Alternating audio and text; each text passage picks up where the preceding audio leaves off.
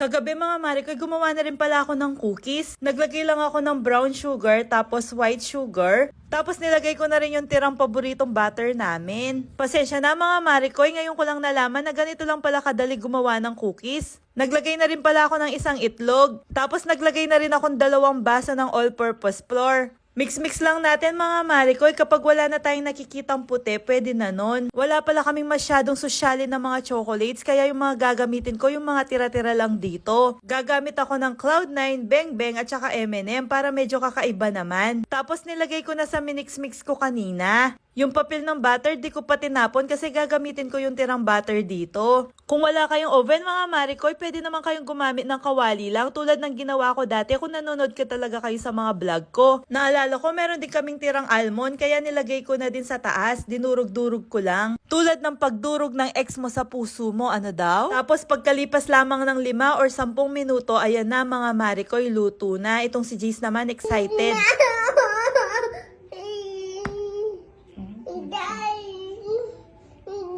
Mainit-init pa mga Marikoy, gusto niya ng kainin. Ang ganda pala ng effect ng Cloud9 at saka Beng Beng. Ano yun, may pa-effect? Yung tinimpla ko pala kanina, madami na akong magagawa. Ito naman, ibayin natin, nilitan ko ng konti. Tapos nilagyan ko ng marshmallow sa taas. Tapos naalala ko pala, kailangan mamaya ko palang ilagay yung marshmallow. Pagkatapos ng 5 minuto, dun mo ilagay yung marshmallow. Tapos ibalik mo sa oven. Ayan na, luto na.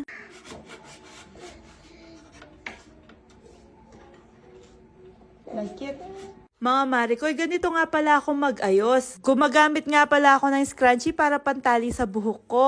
Tapos bubble tint naman para di naman ako masyadong maputla. Dito pala kami pupunta mga Marikoy sa baryo namin. Yung terno ni Jace bagong bili yan para ngayong Maneldo. Alam nyo ba yung meaning ng Maneldo? Naalala ko kasi nung bata kami, bukod sa Pasko, kapag Maneldo, binibili kami ng mga bagong damit ng nanay ko kapag may budget siya. Tapos everyday, iba-ibang terno yung suot namin. Ayan pala si Jay, sinuturuan siyang mag-kick ni Ate Ella tsaka ni Ate Shasha ng bola. Mag-aabang sana kami sa daan ng mga magdarame. Ano bang tawag sa inyo? Sa amin kasi magdarame. Kaso late afternoon na, kaya siguro wala na akong napansin na magdarame. Kaya sabi ko kay Jace, makipaglaro na lang siya.